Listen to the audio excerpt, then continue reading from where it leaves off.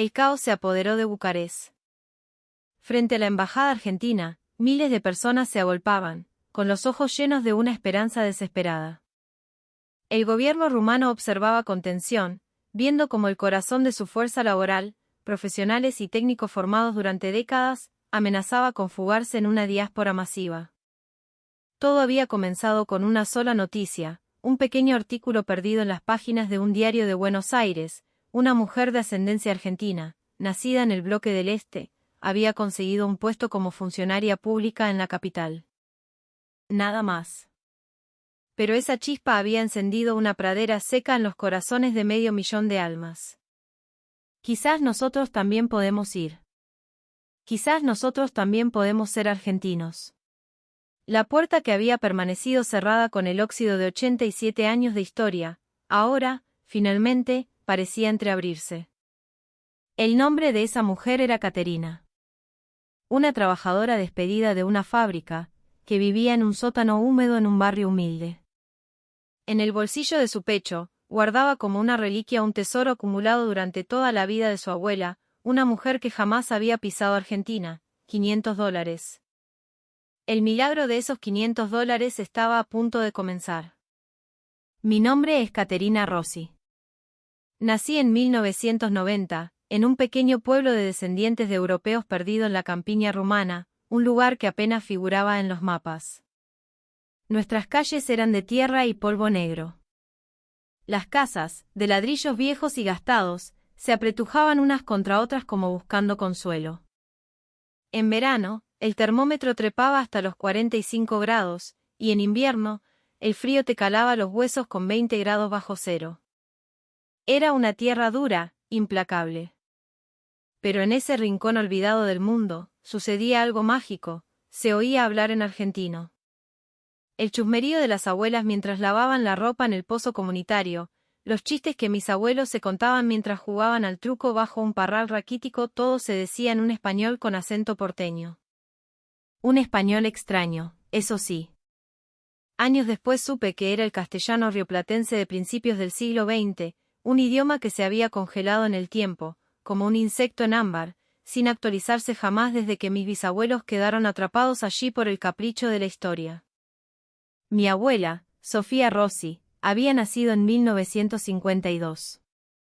Su madre, mi bisabuela, tenía apenas 12 años cuando su mundo se partió en dos. La familia, que había salido de Italia con un pasaje para el barco que lo llevaría a Buenos Aires, fue sorprendida por el estallido de la Segunda Guerra Mundial. Quedaron varados. Y cuando la guerra terminó, la cortina de hierro cayó sobre ellos como una guillotina. El nuevo régimen comunista los consideró elementos extranjeros y los deportó a ese rincón perdido del país para trabajar en un koljós, una granja colectiva. Mi abuela me contaba esa historia cada noche, una y otra vez, las mismas palabras que su madre le había contado a ella. Katy, piba, vos tenés que entender que nosotros no somos de acá, me decía, y su voz todavía resuena en mi cabeza. Nuestra tierra es Argentina. Un lugar con un cielo tan grande que te marea. Mi mamá decía que se veía el mar desde la casa que iban a tener. Pero un día, los soldados llegaron. Eran los tiempos de la posguerra. Elementos burgueses. Espías capitalistas, les gritaron. Les dieron 1 hora para juntar lo que pudieran. 1 hora para meter una vida entera en una valija de cartón. Mi bisabuela, con sus 12 años, solo atinó a agarrar un ponchó de lana que su padre había comprado para el frío de la pampa. Lo subieron a un tren de carga. No eran vagones para personas, sino para animales, para vacas y cerdos. 60, 100 personas por vagón, me contaba la abuela, con los ojos perdidos. El tren traqueteó durante un mes. Nadie sabía a dónde iban. Adentro, la gente moría. De hambre, de frío, de enfermedades. Los cuerpos, para no pudrirse entre los vivos, debían ser arrojados por las ventanillas, sin una tumba, sin una oración. Cuando el tren finalmente se detuvo, estaban en medio de la nada. Un campo desolado. No había casas, ni agua, ni comida. Era octubre y ya nevaba. Cavaron pozos en la tierra con sus propias manos, y vivieron en esos agujeros, como animales. Ese primer invierno, más de 10.000 personas murieron congeladas o de hambre. Pero nosotros sobrevivimos, Katy, decía la abuela, apretando los dientes. Sobrevivimos y echamos raíces en esta tierra de mierda. Cada vez que terminaba la historia, lloraba. Y siempre, remataba con la misma frase, pero que no se te olvide nunca. Nuestra patria es Argentina. Y algún día, algún día tenemos que volver. De chico, yo no entendía. ¿Qué es Argentina, abuela? Si nunca fuimos. Ella se reía, una risa triste que le arrugaba toda la cara. No importa. Es nuestra casa igual. Un país donde el agua del mate es dulce y el cielo es del azul más profundo que te puedas imaginar. Mi abuela nunca había estado en Argentina. ¿Cómo sabía entonces del mate y del cielo? Eran las palabras de su madre, mi bisabuela. Y seguro que ella las había oído de su propia madre, antes de empezar el viaje que nunca terminó. 87 años de un anhelo transmitido de generación en generación. La nostalgia por una tierra que nunca habíamos pisado. Ese era nuestro único legado.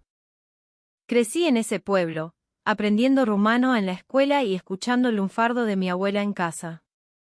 Mis amigos eran rumanos, gitanos, húngaros. Y yo, en medio de todos, era una cosa rara. De ojos oscuros y pelo negro, parecía del sur, pero no era ortodoxa, así que no era rumana del todo. Decir que era argentina era un chiste, si apenas hablaba el idioma y no sabía ni ubicar el país en un mapa. Pero algo increíble pasaba en las fiestas. En Navidad, mi abuela intentaba hacer algo parecido a un asado en un fueguito improvisado en el patio, y en las reuniones familiares, siempre ponía un viejo disco de Gardel que se había traído mi bisabuelo. Mi abuela siempre rezaba mirando hacia el oeste. Para allá está Argentina, decía. El olor a guiso y a veces, cuando conseguía yerba de contrabando, el aroma amargo del mate, era nuestra pequeña embajada. Hablábamos rumano, vivíamos en Rumanía, pero éramos, a nuestra manera terca y anacrónica, argentinos. Tenía una hermana, Elena, 3 años mayor. Una noche, cuando la abuela ya dormía, me agarró la mano. Katy, escúchame. Algún día nos vamos a ir a Argentina. Las dos. La que llegue primero, se las arregla para llevar a la otra. ¿Me lo prometés? Asentí en silencio. En ese momento, no tenía idea de lo difícil que sería cumplir esa promesa. No sabía cuánto costaba un pasaje de avión, qué carajo era una visa, ni lo lejos que estaba ese país de fantasía. Solo sabía que creía en ello.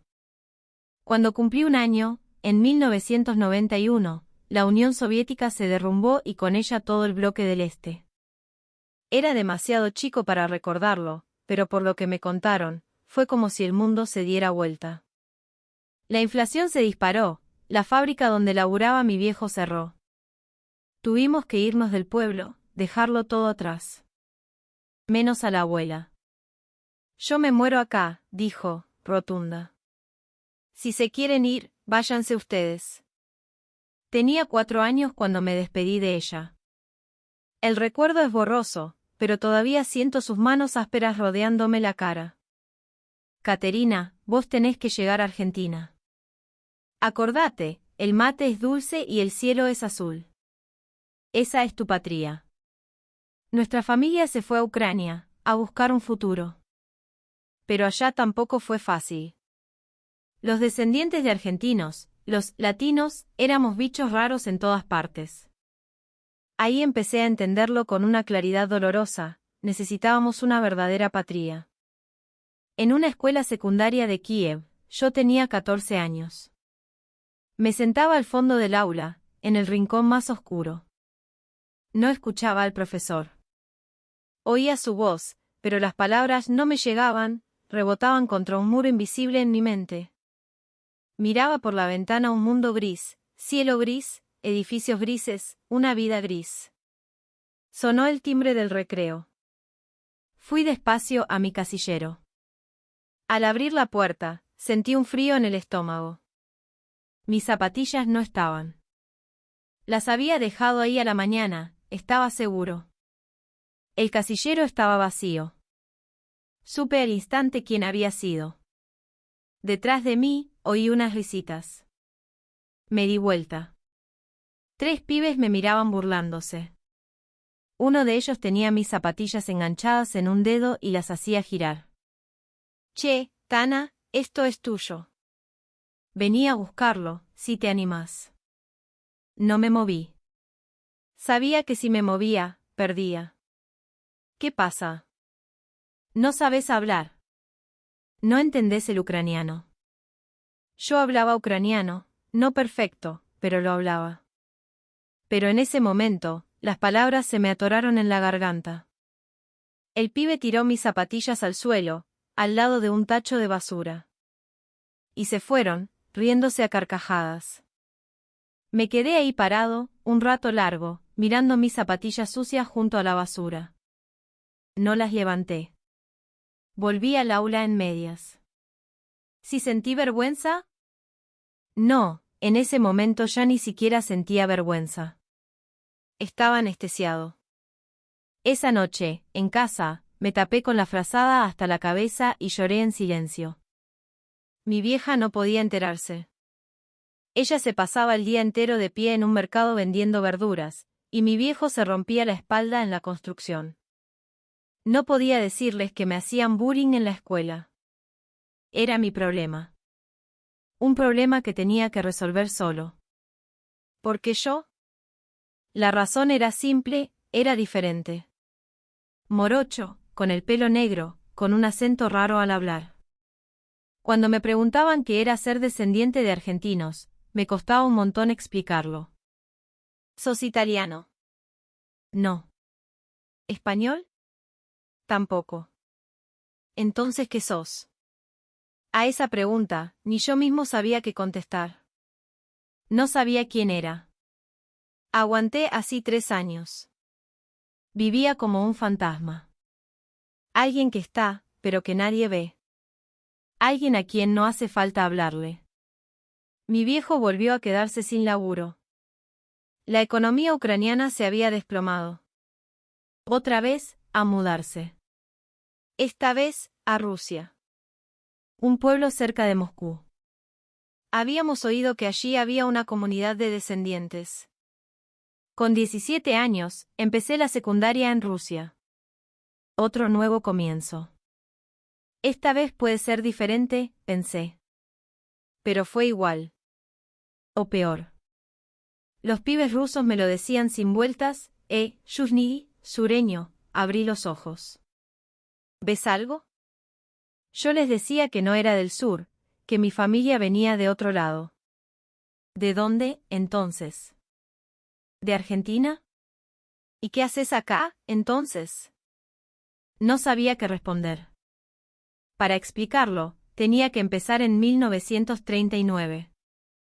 Un día, en el último año de secundaria, terminó la clase y me di cuenta de que no había nadie en el aula. Qué raro, pensé. Salí al pasillo. Vacío. Después me enteré de que había habido un acto en el gimnasio. Todos los alumnos estaban ahí. Pero nadie, ni el profesor ni mis compañeros, me había avisado. Simplemente, se habían olvidado de mí. Me quedé solo en medio del patio inmenso. Soplaba un viento helado. Y en ese momento lo entendí con una claridad brutal. Soy un fantasma. Una persona que está pero no existe. En el último año, sonó el teléfono. Era de Rumanía. Mi abuela estaba muy grave. Mi viejo no podía ir. No había plata, y el tema de la visa era un quilombo. Mi vieja se fue a toda prisa. En el aeropuerto, mientras la despedía, le dije, decile a la abuela que la extraño mucho, que la quiero ver. Por favor, decíselo. 10 días después, mi mamá volvió. Sola. En cuanto vi su cara en la puerta de Arribos, lo supe. La abuela ya no estaba. Su rostro no expresaba nada.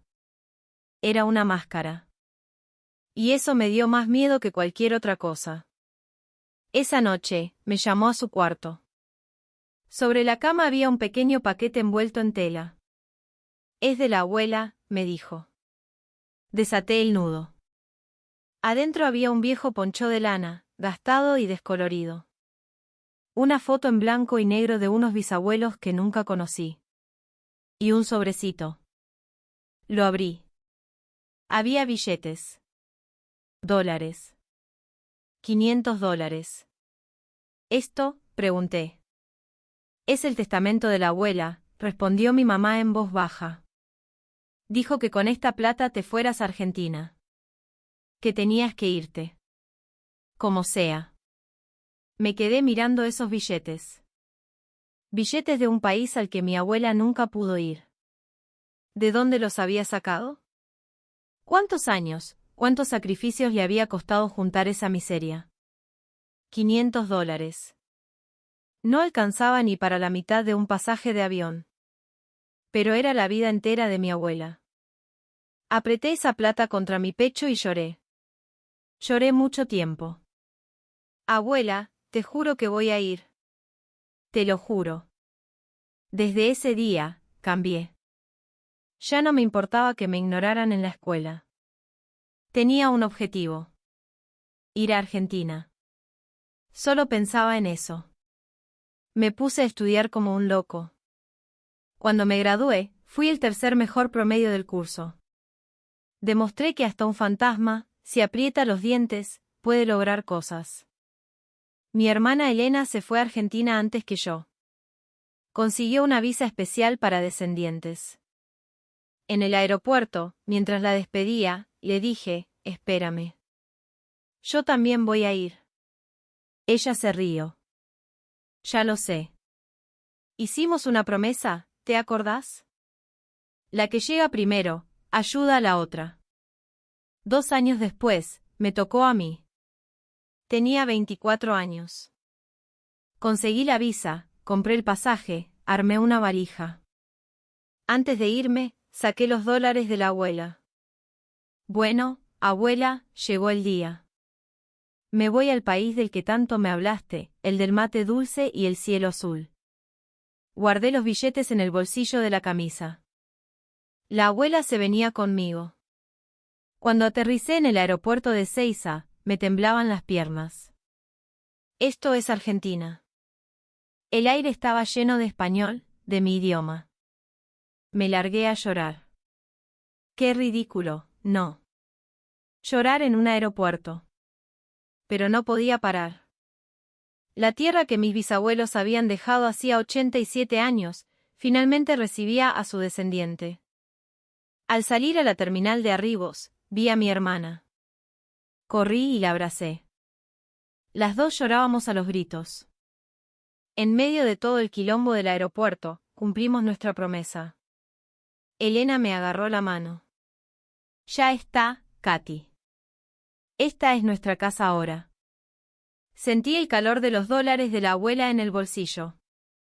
Llegué, abuela. Por fin llegué. Los 87 años de espera habían terminado. Con Elena nos instalamos en un pequeño monoambiente en Avellaneda. Una sola habitación, un baño diminuto. Pero éramos felices. Abría la ventana y veía el cielo argentino. La abuela tenía razón. Era increíblemente azul. Los primeros días fueron un sueño. Iba al kiosco y escuchaba a la gente hablar como mi abuela, en el subte sonaba cumbia, los carteles en la calle, las conversaciones, todo era en mi idioma. Cada noche le hablaba a una foto de la abuela. Abuela, de verdad llegué. Esto es Argentina. Una semana después, empecé a laburar en una fábrica. Una metalúrgica en la zona de Sarandí. Me levantaba a las 6 de la mañana, tomaba un colectivo que tardaba 1 hora y media. La fábrica era enorme, la cinta transportadora no paraba nunca. Yo estaba ahí, ensamblando piezas, 8 horas por día. Me dolían los dedos, la espalda me mataba, pero no me quejaba. Estaba trabajando en Argentina. Con eso me alcanzaba. Pero los problemas empezaron por otro lado. A la hora del almuerzo, en el comedor, agarraba mi bandeja y me sentaba en una mesa libre. El tipo que estaba sentado al lado, un argentino, se levantó sin decir una palabra y se cambió de mesa. Fue a propósito, se notó a la legua. Al principio pensé que era casualidad. Pero pasó al día siguiente, y al otro también. La silla a mi lado siempre estaba vacía. Nadie quería sentarse conmigo. Un día, en el vestuario, escuché a unos compañeros hablar en voz baja. ¿Y este de dónde salió? Dicen que es descendiente, de por allá, de los rusos. Ah, es de allá. Con razón el acento raro que tiene. ¿No es argentino, entonces? Yo estaba del otro lado de la puerta, conteniendo la respiración. La gente de allá. Esa frase me taladró la cabeza. En Rusia me decían lo mismo. La gente de allá. ¿Siempre iba a ser de allá? Yo hablaba español. No perfecto, pero me defendía. Una mezcla del lunfardo de mi abuela con el español neutro que había estudiado por mi cuenta en Rusia. Pero la gente notaba mi acento. ¿De dónde sos? Nací en Rumanía, pero mi familia es de acá. Ah, sos extranjero. En ese momento, la conversación se cortaba. Pasaba de ser un compañero a ser el extranjero. De nosotros a ellos. Laburé 6 meses en la fábrica. Un día, el capataz me llamó. Mirá, pibe, te voy a ser sincero. Bajó mucho el laburo y bueno, a partir del mes que viene, no vengas más. Me echaron. Los compañeros argentinos que habían entrado después que yo se quedaron. Quise protestar, pero no pude. Era extranjero. Si levantaba la voz, quizás tenía problemas con mi residencia. Me dio miedo. Tuve que buscar otro laburo. De mozo en un restaurante, de repositor en un supermercado, en la limpieza. Hice de todo. En algunos lugares duré un mes, en otros una semana. Un jefe me puteó, otro no me quiso pagar lo que correspondía, me hicieron hacer trabajos peligrosos. Las razones cambiaban, pero el resultado era el mismo, yo siempre era el primero en volar. Por extranjero irreemplazable. Fue entonces que me enteré de que en Villa Soldati había un barrio donde se juntaban muchos descendientes de Europa del Este. Fui con mi hermana a ver qué onda. Pasillos angostos, edificios viejos. Los carteles de los negocios mezclaban el español con el ruso y el rumano. De un bodegón salía un olor mezclado a boulas y a guiso de lentejas. En las esquinas se escuchaba hablar en ruso. Pibes corriendo por todos lados, y abuelas como la mía sentadas en el cordón de la vereda. Cuando vi esa escena, se me cayeron las lágrimas. Estaban acá. Gente como yo, estaban acá. Alquilamos un cuartito en el sótano de una de esas casas. Pagábamos una miseria. Había humedad por todos lados y un olor a encierro que te volteaba, pero no me importaba. Mis vecinos eran como yo. La señora de al lado había venido de Kazajistán. El viejo de arriba era de Uzbekistán. Todos tenían una historia parecida a la mía. Descendientes de gente que sobrevivió en el exilio. Nómades buscando una patria. Pero en ese barrio también había problemas. Casi no se veían jóvenes. La mayoría laburaba en fábricas o en la construcción. Quedaban los viejos y los chicos. Y ver a esos pibes me partía el alma. Muchos no iban a la escuela. Pibes que no entendían el español y no se adaptaban, pibes cuyos padres laburaban todo el día y no les podían dar bola. El resultado era el mismo, estaban tirados en la calle, aburridos, con la mirada perdida en un celular. Un día, se armó una pelea en un pasillo. Un pibe de los nuestros se había chocado con un pibe argentino del barrio de al lado. Una boludez. Cayó la policía. Los pibes se rajaron. Viendo esa escena, pensé, estos pibes son como yo a su edad. Fantasmas que no tienen un lugar en el mundo. Me acordé de mis 14 años en Ucrania, de mis zapatillas en la basura, de comer solo en el recreo. Esa noche tomé una decisión. Iba a ayudar a esos pibes. No sabía cómo. No tenía plata, ni estudios, ni ningún talento especial. Pero tenía una sola cosa, yo entendía lo que sentían. La soledad de vivir en un país ajeno, el dolor de que nadie te entienda. Necesitaban a alguien que lo supiera. Decidí ser esa persona. Había venido a Argentina creyendo que era mi patria, pero acá tampoco era un argentino completo. Era algo intermedio, un extranjero para mis compatriotas, un argentino para los de allá. Pero decidí no rendirme. Era la tierra con la que mi abuela había soñado toda su vida. Iba a echar raíces acá. Y a construir un camino para que gente como yo también pudiera hacerlo. No sabía cómo, pero había que dar el primer paso. El resto, lo encontraría en el camino. Desde ese sótano húmedo en Villa Soldati, empezaba mi nuevo viaje. Ya llevaba 3 meses viviendo en el barrio. Seguía haciendo changas, lo que pintara. Lavacopas, repositor, lo que fuera. Trabajaba sin parar. En los ratos libres, caminaba por los pasillos, observando a los pibes. Los que no iban a la escuela, los que fumaban en la puerta de un kiosco, los que se pasaban la noche en un ciber. Todos eran hijos de descendientes. Un día, vi a un pibe de unos 15 años. Estaba en cuclillas en un rincón. Tenía la cara hinchada, se notaba que había estado llorando. Me senté a su lado. ¿Qué te pasa? El pibe levantó la cabeza. Me miró con desconfianza. ¿Qué quiere?, me dijo en ruso. Le contesté en el mismo idioma. Nada, che. Te vi solo y me preocupé. El pibe se llamaba Sergio. Había llegado hacía 6 meses desde Tashkent, Uzbekistán. Sus viejos laburaban en una fábrica y a él lo mandaron a la escuela, pero no se adaptó. No entendía el español, se burlaban de él y a los maestros no les importaba. Así que dejó de ir. Mientras lo escuchaba, veía mi propio reflejo en Ucrania. Las zapatillas robadas, el almuerzo en soledad. Sergio estaba viviendo lo mismo, pero era más chico.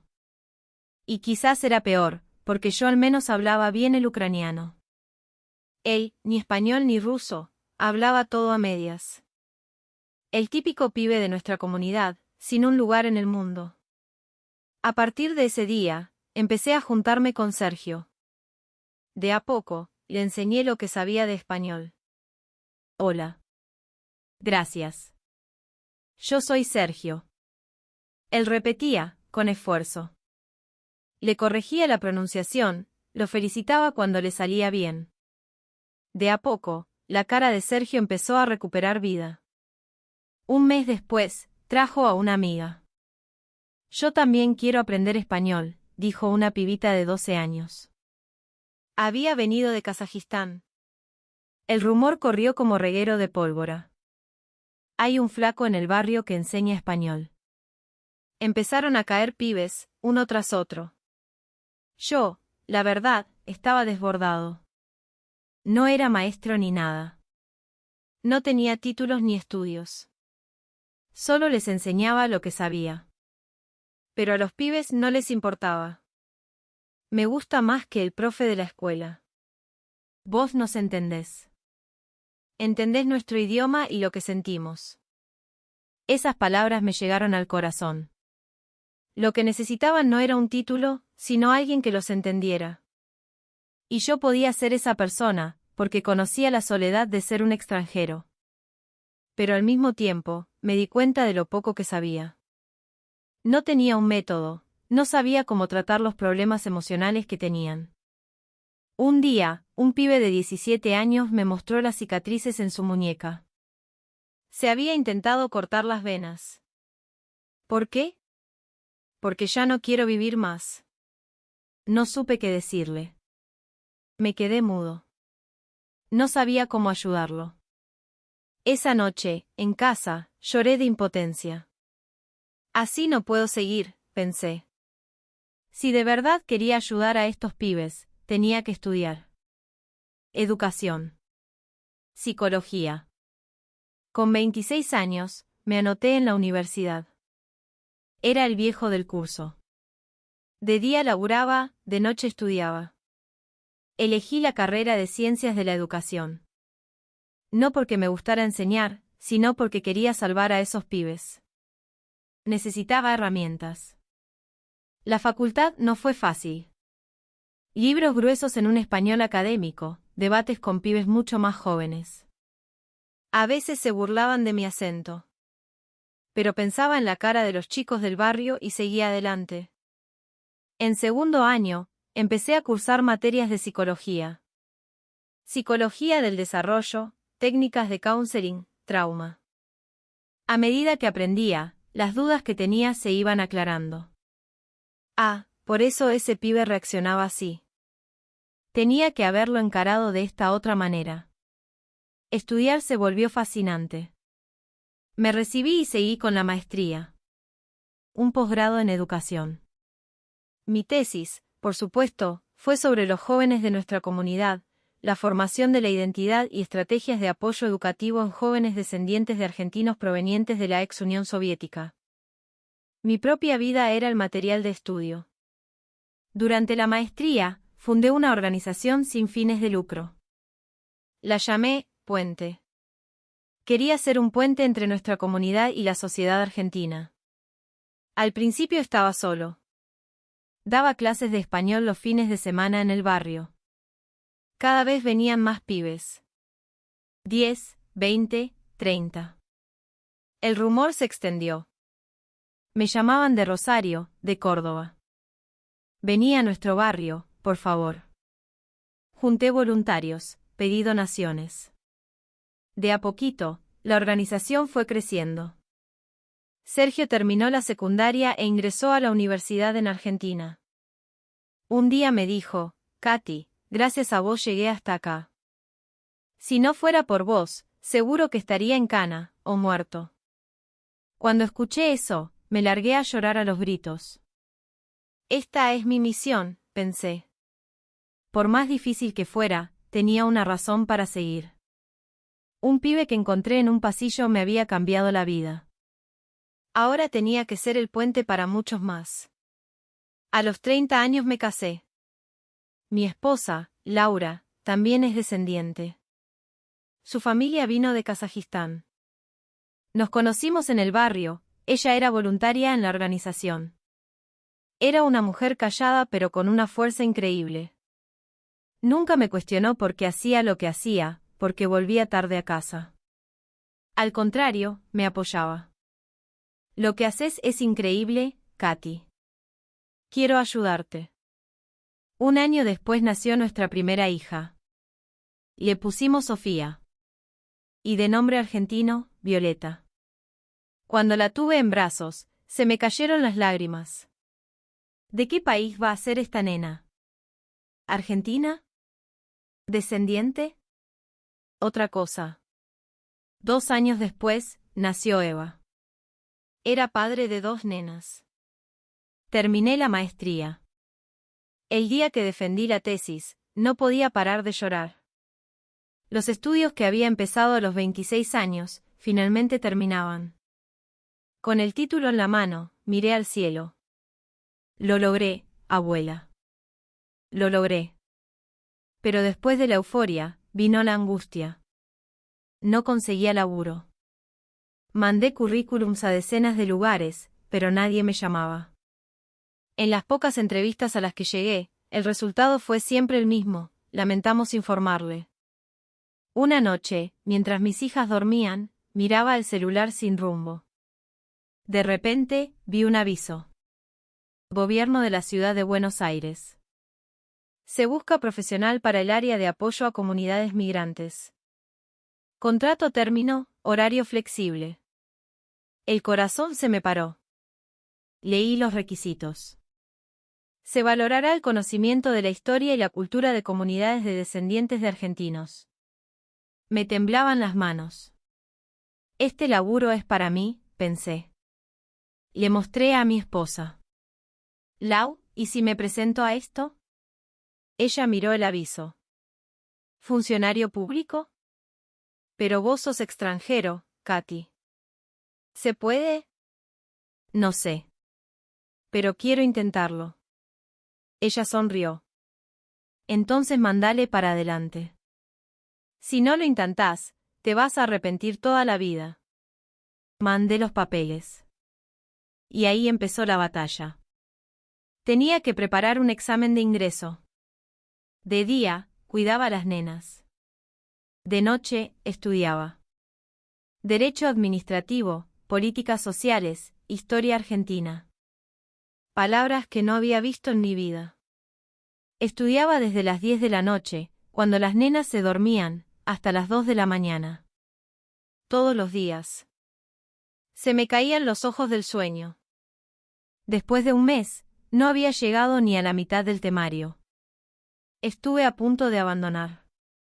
Pero una de esas noches, vi a mi marido en la cocina, con un libro abierto. ¿Qué haces? Estoy estudiando yo también. Te voy a hacer resúmenes para ayudarte. Tenía abierto el manual de Derecho Administrativo. Me largué a llorar. No estaba solo. Una semana antes del examen, Eva, la más chica, levantó fiebre.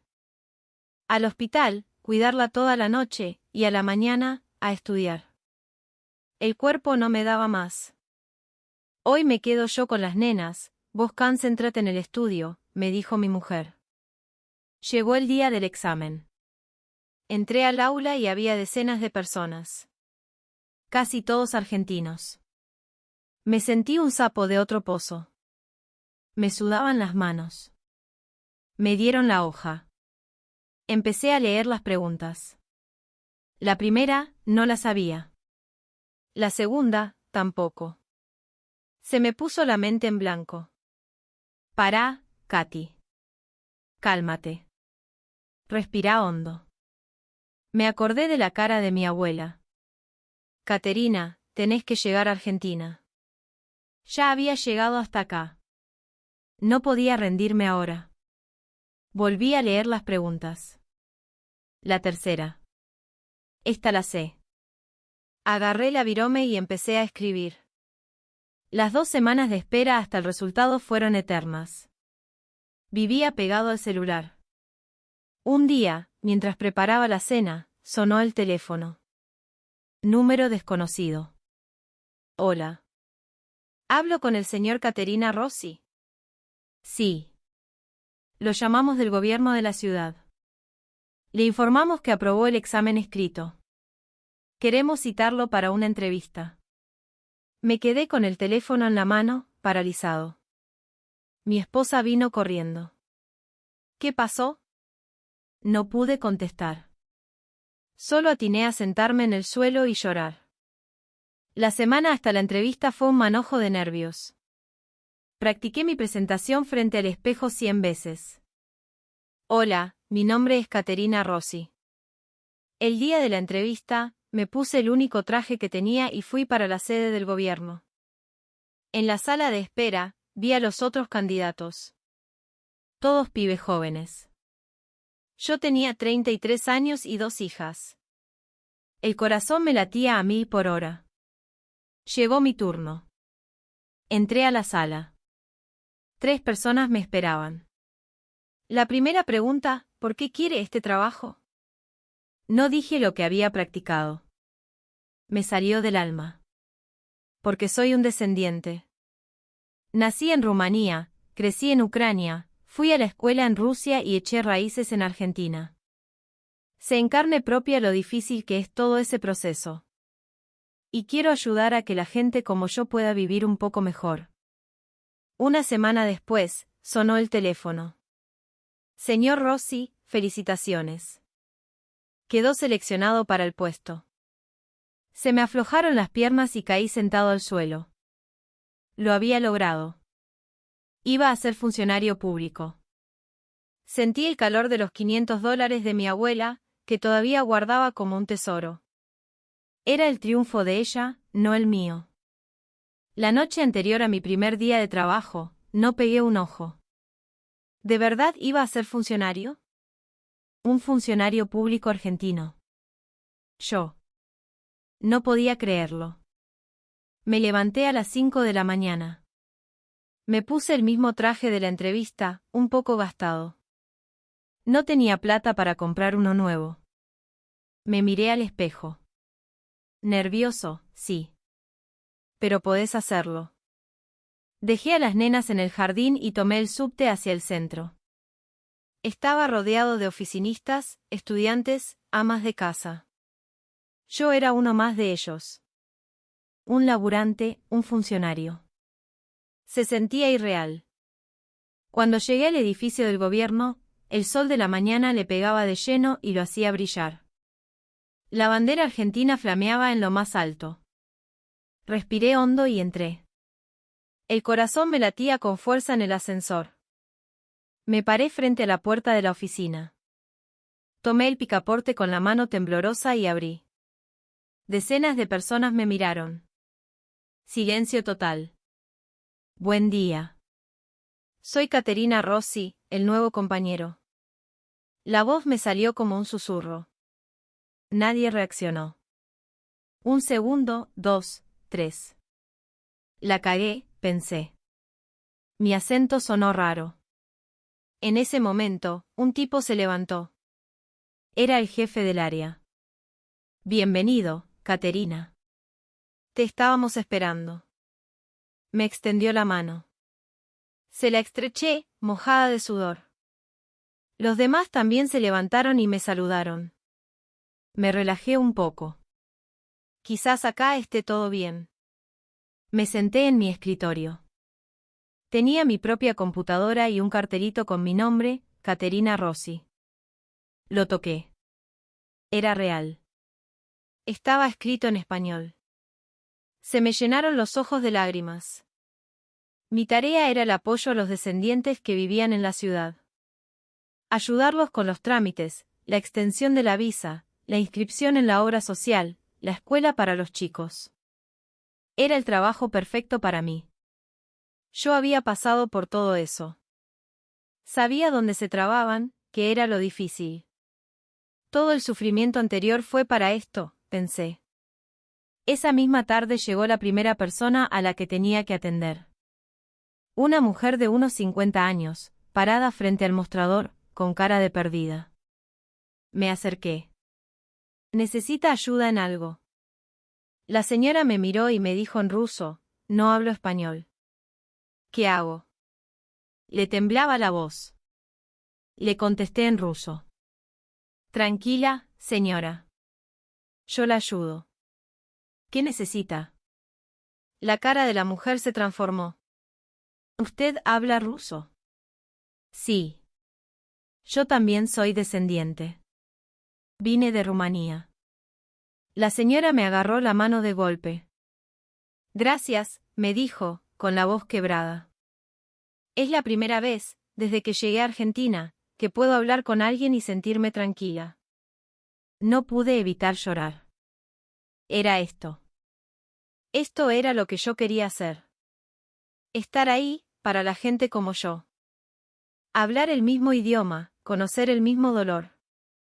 Pasó una semana. Venía gente sin parar.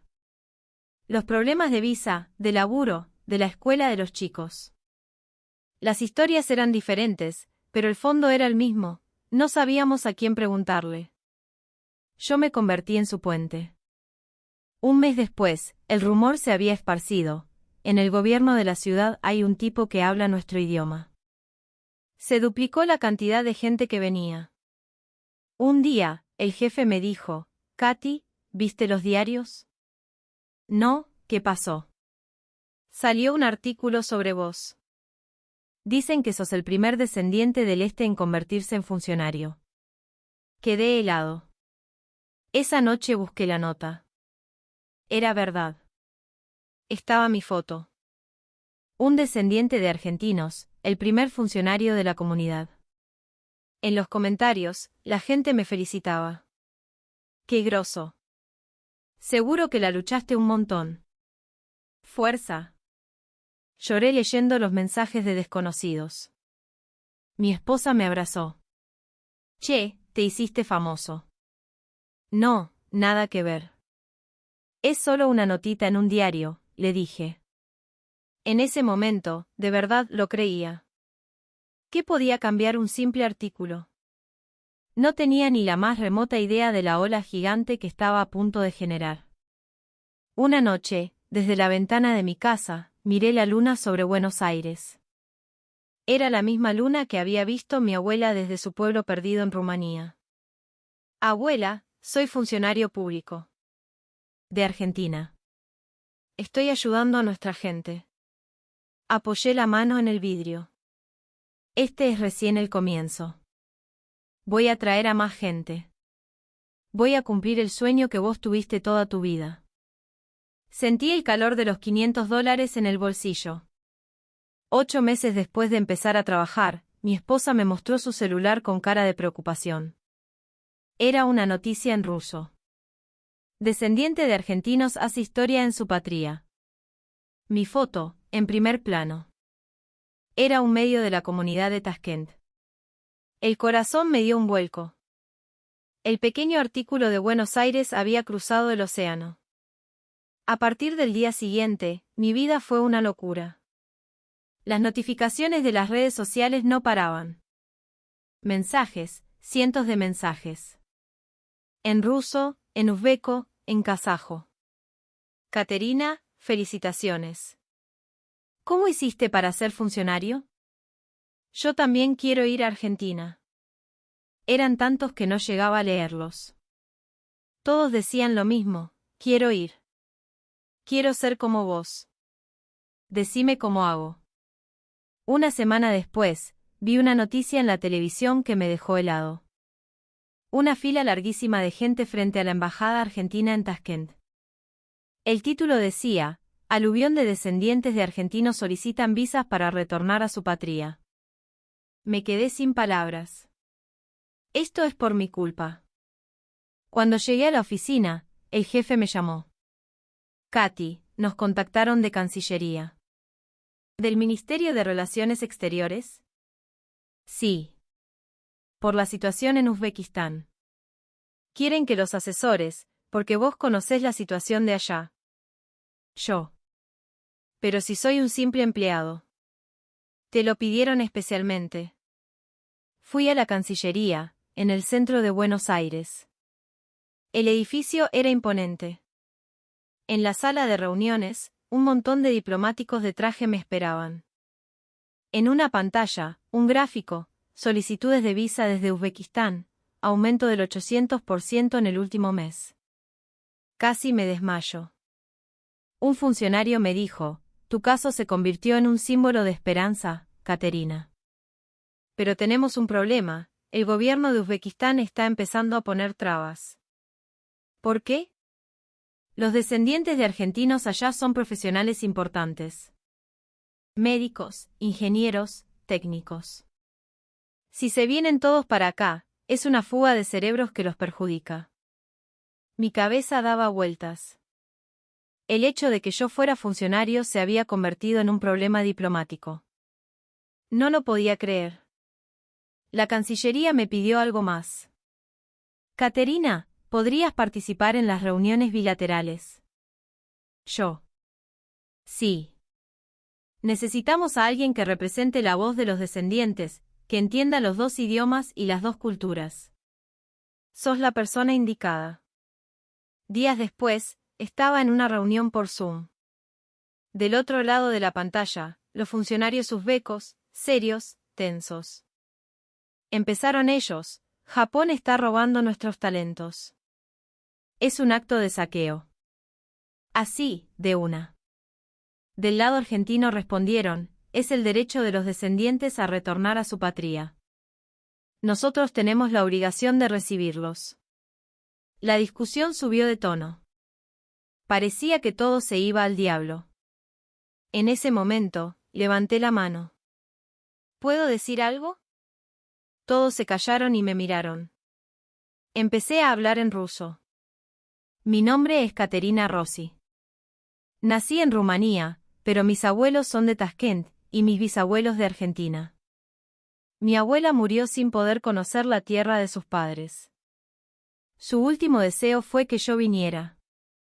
Si los descendientes quieren venir a Argentina, no es porque odien Uzbekistán. Es porque quieren encontrar sus raíces. Es su patria, anhelada durante 87 años. Pero Uzbekistán también es nuestra tierra. Yo nací allá. No es un problema de enfrentamiento, es un problema de cooperación. Se hizo un silencio. Un funcionario uzbeco asintió lentamente. El clima cambió. El lado argentino propuso: no podemos impedir el retorno de los descendientes. Pero entendemos su preocupación. Argentina puede ofrecerles apoyo técnico en agricultura, en medicina. Podemos fomentar inversiones. A cambio, garanticen la libre circulación de nuestra gente. Busquemos una forma de crecer juntos.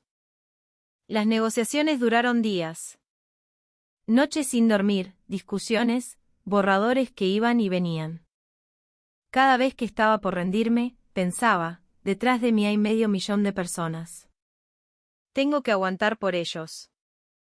Finalmente, se llegó a un acuerdo. Memorando de entendimiento sobre cooperación y retorno de descendientes. Cuando lo firmaron, me temblaban las manos. Después de 87 años, se abría un camino oficial para volver. La noticia salió en los diarios. Mi nombre no apareció, y me pareció bien. No era mi logro. Pero yo sabía que el aleteo de una pequeña mariposa en Buenos Aires había provocado un huracán al otro lado del mundo. Se organizó el primer vuelo oficial de retorno. 300 descendientes desde Uzbekistán. Yo estaba en el aeropuerto de Ezeiza, esperándolos, con una banderita argentina en la mano. Hacía 87 años, los habían expulsado en un tren de carga. Ahora, sus nietos y bisnietos volvían en avión. La puerta de arribos internacionales se abrió. Empezaron a salir. Un viejo, una pareja joven, una familia con chicos. Todos tenían algo en común, estaban llorando. Lloraban mientras caminaban, mientras arrastraban sus valijas. Algunos se desplomaban en el suelo, superados por la emoción. Adelante de todo venía una viejita, encorvada, empujando su carrito con esfuerzo. Nuestros ojos se cruzaron. Se detuvo. Y lentamente, se arrodilló. Ahí, en el piso del aeropuerto. Señora, ¿está bien? Corrí a ayudarla. La viejita acarició las baldosas frías. Esta es la tierra de Argentina, ¿no? Susurró. La tierra que pisó mi abuela. Por fin volvimos. Se me hizo un nudo en la garganta y me arrodillé con ella. Lloramos juntos. La ayudé a levantarse. Bienvenida a casa. La estábamos esperando. La viejita me apretó fuerte la mano. Gracias. Vos nos abriste el camino.